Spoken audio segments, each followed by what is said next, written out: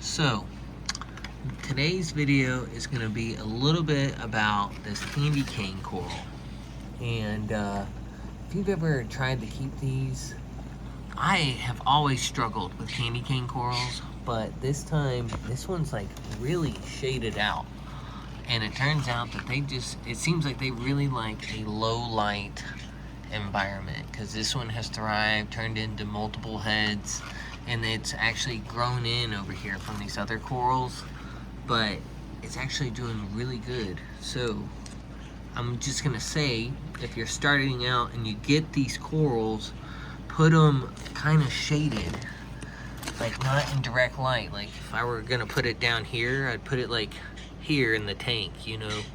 And that's just something to keep in mind when you're doing an LPS candy cane coral, because there's so many times you don't really know where to place a coral. You're like, you know, I'll place it right out here where it's getting maximum light and hopefully it does well.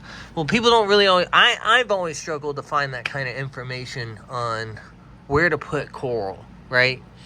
In the right areas, because sometimes you'll see them in other tanks thriving out in the middle of the light, but for me, my experience has been, for these guys, as long as you're feeding them, you drop some pellets in those mouths, they'll grow, and they don't seem to like a lot of light either. So I treat them just like the candy cane corals and put them in low light areas to see if they'll grow. Now, I've been struggling with this SPS, and I've grown it before in the past, but it's like an encrusting, I can't remember the name of it, the type of coral it is, but it's an encrusting coral. It's a SPS, and typically it does well in this tank.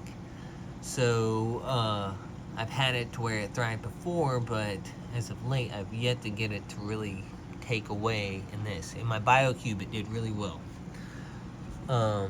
So maybe it's my light power, but I've got another coral here that is really colorful, and it's looking great. So, and it's an encrusting SPS, and I had that other one up in there. I was hopeful to get both of them to kind of like take, but they haven't really. So anyway, that's just some of the things I will give as an experience I'm having with my corals, and maybe something you can apply to your tanks if you want to have LPS or candy cane coral, or even acans are very similar in this way. But yeah, I got this specimen right here from Creation Pet, and they have some pretty good deals going on. They're off Highway 92, and this guy was going down, so I was like, hey, you know, can we do like $10 a head? And he said sure, so that's what we went with. And so I got this specimen for, in my opinion, a good deal. It was a colony, and I believe you can bring it back to life. You just got to feed them, and that's really it. Direct feed on them. When I do live feeding, I kind of just let it go, but I drop some pellets in those mouths any chance I get. But everything else is looking great, man. All the inhabitants are fun. I've recently added a scooter blenny. I've had mandarin in here before, but you can only have like one, because they start eating way too much. And he's a little guy, so he should be fed. He's been looking better. When I got him, he was actually skinny from Petco, but he has gained weight since being with me, so that's a good sign. But all the fish are doing well. Larry and his mate are chilling. The leathers are doing decent. Some of them are closed up. But yeah, this freaking zinnia is just everywhere. But I like the look of it. It definitely helps with the flow and